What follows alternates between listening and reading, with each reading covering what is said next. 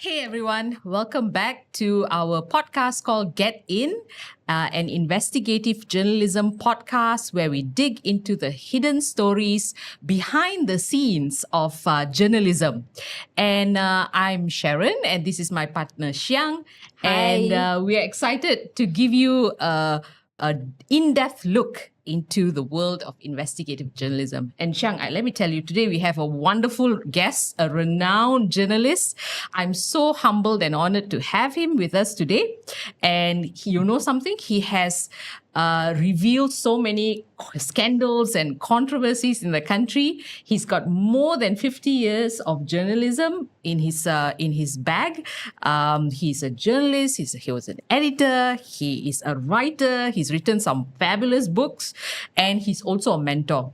So please welcome Nades. I can't wait to hear his stories and maybe some secrets. Yes, and people know him as Citizen Nades because he's revealed so many things to the citizens of this country. Wow. So without wasting time, let's ask him the difficult questions. Sure. Right. Nadis, I truly salute what you did. You have done something that most people wouldn't dare to do. And one of the biggest political scandals that you've covered is 1MDB, right? I guess everyone know this. And I just want to know, what gave you the courage, to expose such a big political scandals, especially one involving the prime ministers? Yeah. It is actually not courage. It's a call. I'm one who believes that everyone, every citizen, every journalist has a right to question decisions made by government. And if there's something wrong, we need some answers. So there's nothing to be brave about this. You are entitled to this. Does that answer your question? But then again, I'm sure with all these scandals and controversies, there must be some threats that you have received, right? Like when you're writing these things throughout your career. Yeah. Can you think of? Yeah, if you're scared of threats, don't be a journalist. Sit at home or write fashion, food, right? Do record reviews. Now, if you want to do good, honest journalism, you must put those perceived threats behind you and do your work. But when in your perspective, when you say threats, right? A lot of journalists said, "Oh, I received threats." What is I do not know. You see, the only threat I had was from my editors. Right? Don't write this, don't write that. But unless you stand firm against editors and tell them the importance of the story and how it's going to affect the country, and all your agenda is for a better quality of life for all citizens. You're not singling out the prime minister or the individual.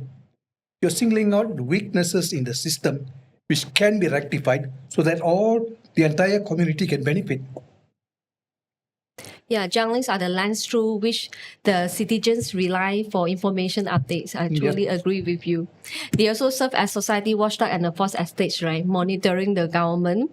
So we would like to know, how did you go about finding sources? I feel sources is the most important part in covering, especially political scandals.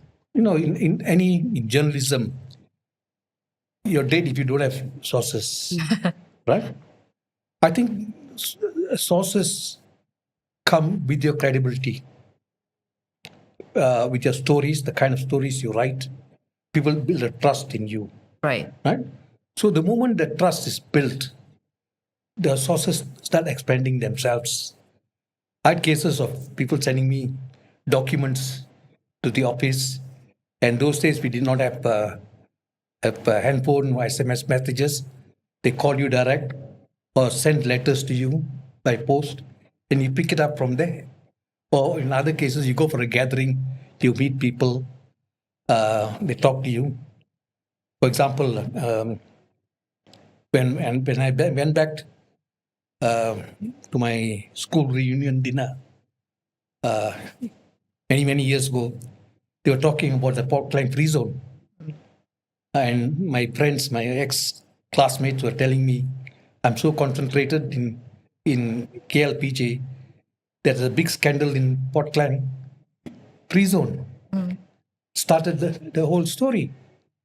So you start looking in, and once you write your first story, information will flow automatically because people have the trust, right, in you that you'll be able to expose these scandals or shortcomings in the system. So sources start building up. So you get more stories coming out from that one incident. Like, let's assume that you received a packet today with some information. What is the next thing you would do? Just go back to the source. When I received information on Tourism Minister Ng Yan Yen, the packet, obviously it was something anonymous, but there were some related documents. Yeah. So the best thing I did was went to Ng Yan Yen, made copies. These are I'm confronted at lunch. I gave her the envelope and said, these are the documents that I've received. Can you please confirm or deny? Yeah. 2 weeks later, I'm told by a mutual friend, it's in the book. Dr. Ling wants to have a word with Yan Yan over this. So I went there, spent the whole night, and she said everything is off the record. Instead of explaining, she was accusing this person of poisoning me. I said, that's not, we did not address the issue in these documents. Right. So I gave her a chance to explain. She refused. Good luck. So if he or she refused, will you also write that in the reportings? But in my book, you'll notice I wrote, she gave the explanations all off the record, accusing people. I cannot be reproducing her accusations. And since she said it's off the record, I never mentioned it. I mentioned we had a meeting.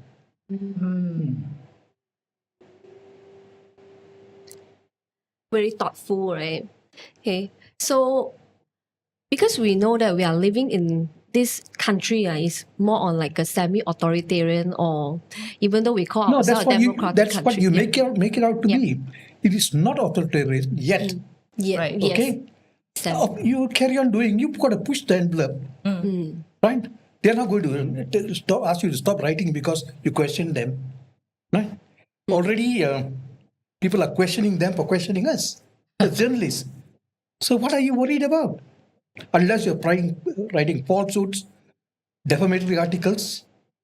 I don't know, if you're writing the truths and you're seeking answers, I don't think anything is wrong with that. Coming back to asking the questions, and you are asking the hard-hitting questions to these politicians and so on. Today, we see that there is this, the younger journalists, they don't ask those hard-hitting questions. What's your take on that? Because it is simple. The mindset, the training, mentorship, it's all important. You grow up and you're taught not to question authority. Yeah, Right? yeah. And these guys put the pride into you. If you don't eat your food, you're a toddler, I call the policeman to come and arrest you. Yeah. So that fear against authority is still there. And you grow up with that. In school, don't run around, I'll send you the headmaster for caning. Yeah. The fear is there. Right? So once you grow up with this fear, it's inherent in you. But at a young age, you're told to stand up to authority, just to stand up for the nonsense. Then you'll be brave, you'll take on issues. Do you feel that the younger journalists need to be trained on asking those hard-hitting questions? No, it should come automatically. What is that to be trained? As mentors and editors, we can only tell them methodology. Go and read up first. Get all your knowledge before you go for the interview. Right?